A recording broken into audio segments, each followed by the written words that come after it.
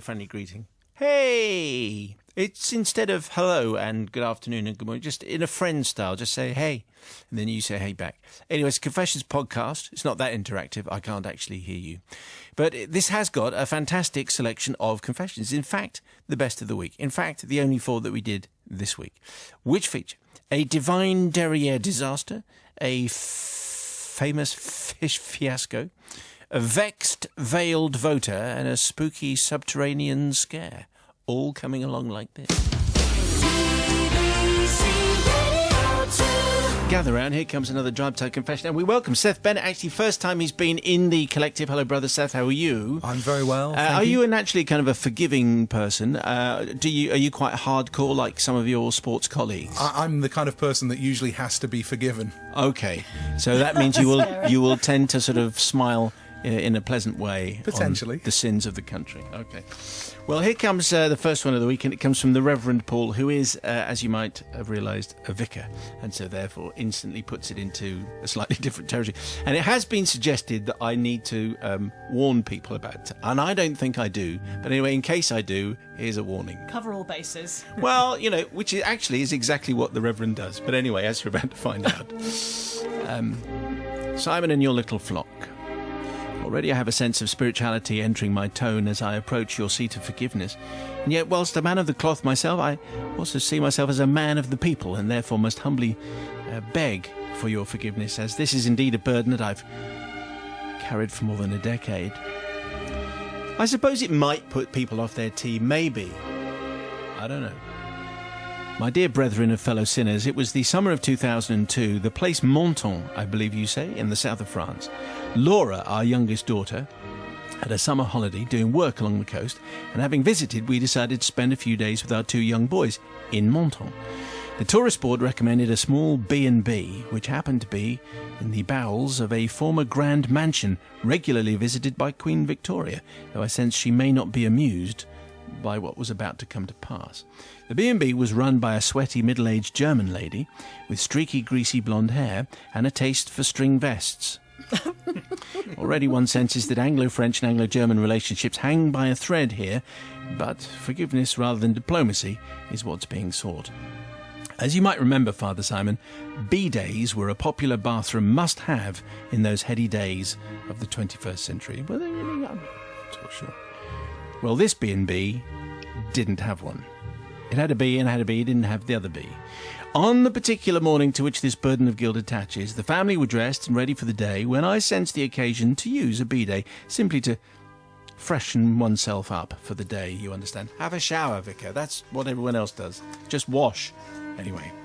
Now, the bathroom was modest, with a tiled floor, bath and basin dating back perhaps to the Victorian era. The sink was a particularly wide and sturdy monster. You sense, no doubt, where this is going. Dear. There being no B-day, and me always being of an innovative nature to achieve desired ends, I filled the sink. It appeared to take gallons, or litres, to fill. But now the receptacle was ready, and I was quite smug with myself for having come up with a solution to my needs. I recall reversing towards the sink, my shorts around my ankles, and then the moment of lift-off. Time seemed to break down into a series of slow-motion frames. Momentarily, I luxuriated in my makeshift B-day, refreshing water lapping where it needed to lap. But then, well, firstly the wrench of the sink as it parted company with the wall, the explosion of tiles which had acted as a splashback to the sink, all of this was nothing as compared to the torrent of water which then flowed seemingly endlessly in my direction, flooding the bathroom and beyond. But even all of this seemed as nothing to the predicament I now found myself in, feet landing quickly back on the floor, my dignity in tatters as I now stood helplessly back to the sink, arms straining backwards to support the monster of a sink behind me, now perilously adrift from its moorings and heading in the general direction of the tiled floor, and my clerical shorts still around my ankles. Well, what to do? Call for the wife, of course, very loudly. I recall a long, slow, almost prehistoric yell of help. So annoying then that the teenage boys arrived first and ran off offering no assistance whatsoever. Yeah, I got one of those. It was left to my wife, all 6 stone of her, to put her arms around either side of my legs, holding the sink whilst I stepped out, regaining some degree of modesty, and quickly regained or clutched at some presence of mind to dream up an explanation. to the German lady, which was, as I said to her in her vest, it just came off at the wall in a helpless and totally innocent way. And I also mentioned that I was a vicar. This didn't seem to help, and we left shortly thereafter. I'm regarded within my diocese as a deacon in good standing, Father Simon, with the bishop, and therefore I ask your confidentiality between your team and the millions of listeners. Well, we won't tell anyone, Reverend Paul, but mostly in the approaching season of goodwill, which I'm slightly confused about because this came in last week. Is there an approaching season of goodwill that I've missed? Anyway, or is that Christmas? Well, Christmas, yeah. Well, we're okay. I seek your absolution and forgiveness for this burden, what I have carried for too long, says the Reverend Paul.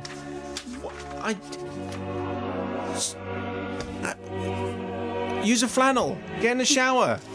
Don't sit in the sink. I don't think we need to go into this any more than necessary, do we? I understand it was a big. Some of those sinks are huge, and maybe Sister Bobby wants to go out of turn. Have you ever used a bidet to wash your feet? No. Oh. Okay, I'll come back to this. Okay, maybe I have. Anyway, Sister Rebecca first. It's funny because we always say, why do they have bidets, in France and Italy and other countries like that? Well, there's a need for bidets, isn't there? Anyway, well, there is if people like Paul turn exactly. up. He's got a wife who's 6 stone. That's very light, isn't it? That's what really is that what you picked up on? That's all I picked up on. No, I actually it was up to find her to actually hold it. Absolutely extraordinary that he's a vicar and he told a brazen lie to the landlady. He should have actually paid for the damage, and he didn't. Should. And I'm actually quite shocked. So I'm going to be all prudish about this and not forgive. Well, I think that's understandable. A number of reasons for not forgiving, and Sister Bobby's looking very, very stern. Well, no, I was thinking I've done a similar thing with my feet. Because sometimes you need to wash your feet. Yeah. And you'd say use the shower. When you haven't got one, you've got to sit on the side of the bath and get your feet in the bath underneath the taps. So what you've got to do is get your foot under the tap on the sink. And I have very nearly wrenched a sink off the wall, but falling over myself. What I don't forgive him for is actually the act in the first place, because it was unnecessary, really. And you kind of knew it was going to happen. Yeah. And if his sons had said, Dad, should I do this? He would go, don't be daft. I love the idea of the sons turning up, seeing their father struggling, trying to with his shorts round his ankles. At least he didn't knock himself unconscious. That would have been embarrassing. He'd been discovered by the landlady. No, I think he should have paid up. I think you have to kind of fess up and go, look, I did something silly. I was washing my feet in the sink, which I have done, and I have now broken the sink. Is that right? Okay, Yeah. could have done that. I mean, in general, keep your bottom out of the sink seems to be a wise And pay for your thing. damages. Not Anyway. forgiven, Reverend Yes, Paul. now let's see what Seth makes of this one. I think you're all being very harsh. This is a man who's used his ingenuity. Don't tell me you've done the same. No, I haven't. I'm not stupid. All right. I may be many things, but I'm not that. He was just trying to get into the spirit of what he felt was the right thing to do. When in France, put your bottom in the sink. Why not? That's the thing. So you're going to forgive him? I think I've got to start with a forgive. Chris in Witness, thank you very much, Steve, for tonight's tale. Here we go. This confession, by the way, can be sourced and proved via the NME website. Dear Father Simon, the Forgiving Collective, here is a confession I've been dying to send for a while. This tragic tale begins, as tragic tales often do, with the gifting of a goldfish. Now, it's unusual for us to do a goldfish confession because here's the advice. Feed them properly, house them properly, don't put them in the kettle. That is basically, and now there's no need for any more confession about goldfish, but this one has got through. It was circa 2004, Father Simon. I had received said goldfish from a good friend for my 13th birthday. Overjoyed with my new fishy amigo, and at the time very much infatuated with the Foo Fighters, I chose to name my goldfish Dave Grohl, because he was my role model. In fact, I loved him. A few years went by. Dave Grohl, the fish, swam and ate and grew. He became a talking point of the family and of my friends. He was a happy fish. Sometime in the spring of 2006... Sorry, I went all Graham Norton there for no reason. Sometime in the spring of 2006, possibly during the Easter break, myself and the rest of my family went for a short camping trip somewhere in the southwest of England. Being unsure of the goldfish facilities at the campsite, we opted to leave Dave in his bowl and in the capable hands, so we thought, of our next-door neighbour. A week or so had passed, and it was time to return home. Sadly, upon arrival, we found poor Dave Grohl on the kitchen table, lovingly wrapped in a funeral shroud of a paper towel, with a handwritten note from the neighbour informing us that Dave had passed away peacefully in the night, not fallen off the stage and broken his leg. Knowing that many of my friends would be saddened by the fateful news, I took to MySpace. Remember that? This is 2006, remember? And posted, different times, and posted a message which simply said, Dave Grohl is dead. Oh, no. Followed by a sad face. You see, he's taken a turn now. No, as indeed had the fish.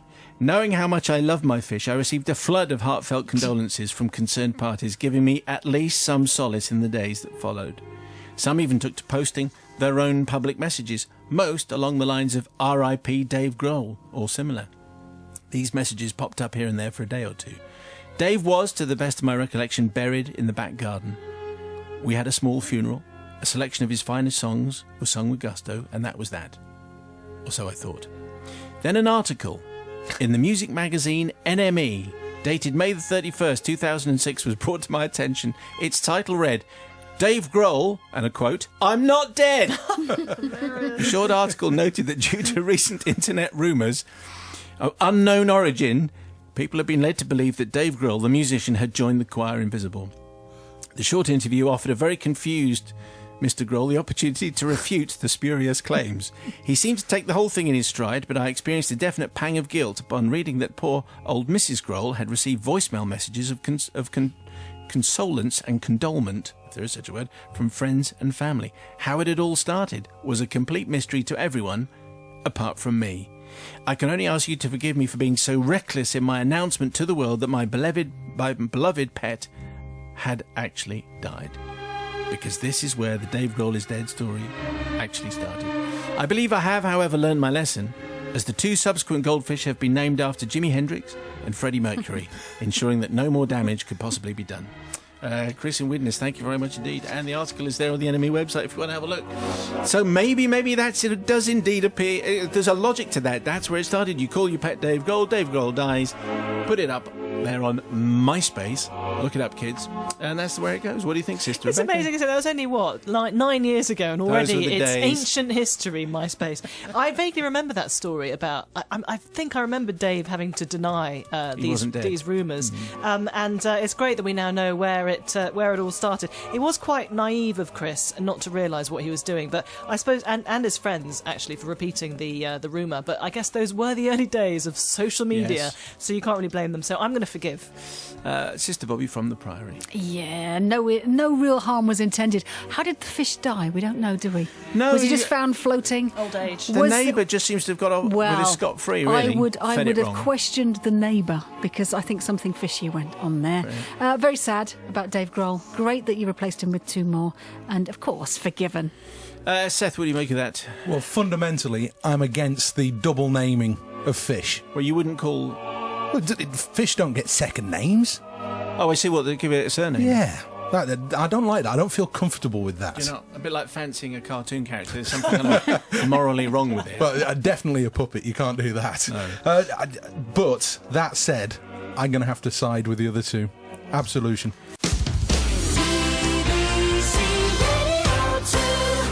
Alison has sent this one in. Alison, thank you very much indeed. Father Simon in the Impartial Assembly, I have bottled this up for about as long as I can. I'm confessing to you because I believe I am far less likely to be discovered confessing to the entire nation than to a friend or close confidant. I wish I could blame someone else for this. Some of the characters in this story may be Lefty or Trot or Piers or even a previous confessee. However, the action was mine and mine alone. I do not know how heavily edited this confession will be for broadcast.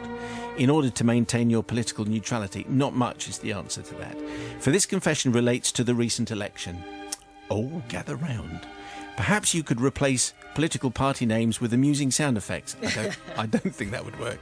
You might also want to rename Lefty and Trot, or if you do, substitute sound effects for them as well. Please use a petulant baby whale for Trot. Well, it's easier, really, just to say Lefty and Trot. There's no problem with that. What does a petulant baby whale sound Well, exactly. like, I don't think we had a look and we couldn't find one. You know, you could find a baby whale, but a baby whale that's actually being petulant. Difficult. I think had other things to do. Anyway, although the events of my confession, says Alison, only happened recently, what precipitated it began much further back. Roughly 5 years ago, I and my family relocated for my work. This meant my husband having to leave his job dealing with youth and drugs awareness, which he found a great deal of satisfaction in at the local council. This was, however, balanced to some extent by our moving to his hometown, and he managed to find another position at the local council. Within our circle, 2 of my husband's closest friends are exceedingly political. Lefty, a Lib Dem member and local activist, and Trot, a marcher, protester, pamphleteer who refuses to join any of the current bourgeoisie institutions. You get the drift. When gathered together, the conversation is usually irredeemably political. Lefty and Trot incessantly chastising my husband for his lack of political engagement, in their view, despite him being a council employee. The council where my husband works is staunchly conservative. So all of his peers at work, well, I have to tell you, the only thing not dyed the deepest blue are their collars. So this is the environment that my husband was in when he was made redundant recently, and is, I am certain, a contributing factor in his deciding to stand for election for the Conservative Party. I played my part as the good partner. I stood beside him in the borough, accompanied him canvassing, and I hosted party meetings in our house. I smiled and encouraged my husband as a good wife should, as he had encouraged me when we struggled with the decision to move for the sake of my career in the first place. On the 7th of May, I stood in that cubicle all alone, looking at my husband's name on the sheet. The pencil was heavy in my hand. For you see, Simon, I'm a doctor. I'm a union member. I work in the NHS. I pressed the pencil led to the page. I couldn't do it. I moved the pencil. My husband's name was right there. You need to know I love my husband, but I realised that we view the world in different ways. The conflict within me was paralysing for what felt the longest time. I was in this booth forever. Almost everything else blurring, I marked my cross in the box. I voted against my husband. Or rather, I voted for the Labour candidate, but it still feels effectively the same thing to me. My husband still won, by the way. The Conservatives could field a tin of tuna here, and it would win. Trot is a fuming sulk, still wins every argument without changing anyone's mind, and Lefty is, well, I'm sure you can guess what he is. Nothing much has really changed other than this knotted weight of guilt in the pit of my stomach, which I hope your understanding and forgiveness will go some way in helping to alleviate. Could you tell everybody and my husband I didn't vote for him? Now, I think that's a very interesting story. We've had something like that before, where everyone thinks that you're going to go one way, and then actually that's the whole point of having a secret ballot, is that you can vote entirely according to your conscience. But she wants to tell the other half that, although I suppose now he's won, he doesn't care. Maybe he doesn't mind, because wife's happy, he's in, she voted for her conscience. What do you think, Sister Rebecca? Wow. What would you have done? Well, I think it's amazing that presumably up until now the husband thought that she'd voted for him, and this is the first time he's heard.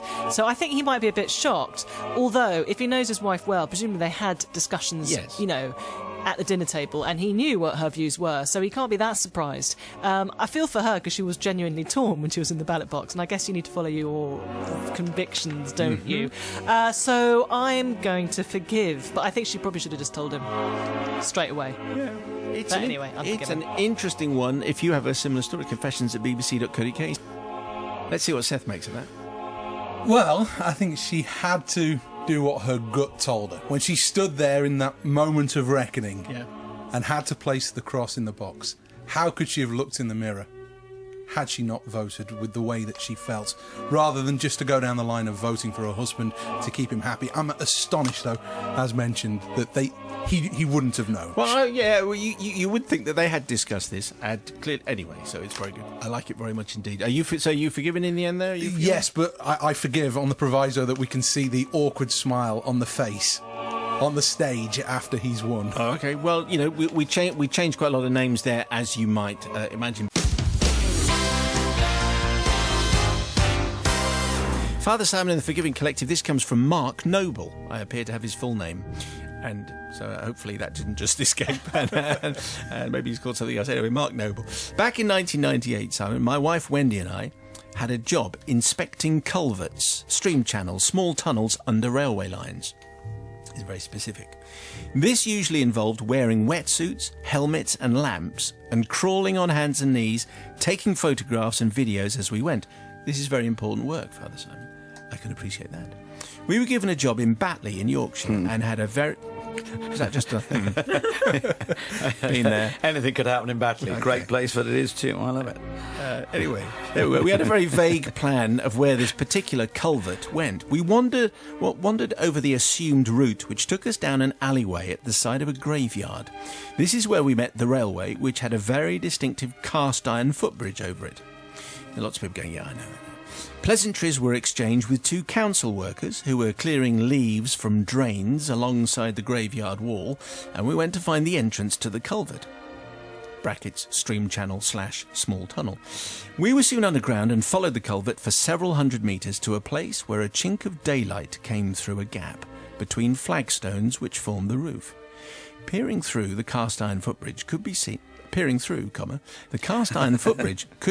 in one direction, and in the other direction the council workers were stood almost directly overhead, surrounded by all the graves of the graveyard.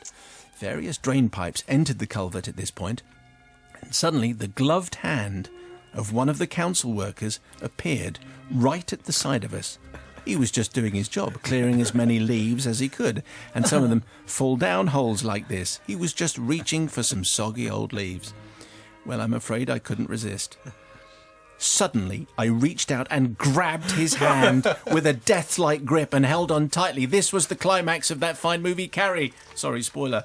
But this was happening for real. The terrified shout of, "Something's got my hand!" was audible for miles. We could hear it underground, and to make matters worse, I then decided to start tugging. I pulled, he pulled back, I pulled even harder. Wendy, who was viewing this through the crack in the flagstones, watched the panic unfold as the other worker abandoned his mate and fled up the path. After a few more tugs, Wendy added an eerie moan from between the flagstones, and I then slowly released the poor man, stroking his hand, before he fled, howling and wailing, abandoning all their equipment. You can understand their point, really. So now is the time, really, to seek forgiveness from those two poor souls who were convinced that something from the graveyard in Batley had grabbed them, which it actually had, and also all their disbelieving friends and family who had to listen to their tale because their story is kind of true. And you can imagine they have been going around. You'll never guess what. I was clearing all that stuff from the graveyard in Batley, and something grabbed. Yeah, of course it did. No, it genuinely did. Well, here's the answer. It was Mike Noble and his wife Wendy, because that's what their job was. Do you know, it's a difficult one because he could have ruined that poor man's life. I mean, some people, they're very sensitive souls, and he could have been one of them. In Batley? You've not been to Batley, have you? Okay, fine. In that case, it was very funny, and I'm going to forgive. You are going to forgive. All right. Okay. Nigel says that they're all, hardy. Okay, Nigel, go on then. A variety of things can happen in Batley, and this was just one of them. My biggest worry was the mate might come back with a shotgun or something like that, because it's a big clay pigeon fraternity. But he didn't, fortunately. So the very noble Mark got off, and I think it was basically okay. I think it was very funny. Maybe it has taken a number of years to tell him. I mean, he didn't have a heart job or anything like that, and his mate abandoned him. So it is incredibly funny, but they are made from granite in Batley, so I'm sure it's all very forgivable. Let's see what Seth makes of all that. What do you think? What do you think, brother Seth? A brilliant practical joke, particularly with the stroke of the hand at the end. And the great thing about it's a practical joke. It wasn't planned. It was just spontaneous. Yes. The hand comes down. You're underground. You grab it. He's in a graveyard. Yeah, I could just imagine being there, and I would have done exactly the same thing. So it has to be forgiven. They were this week's confessions. Hope you enjoyed those. If you forgave people, we'd like to know about all that. We also like to know if you have a story to top any of those. Confessions at bbc.co.uk. More in a week, and the Weekly Mayo available conveniently to download now.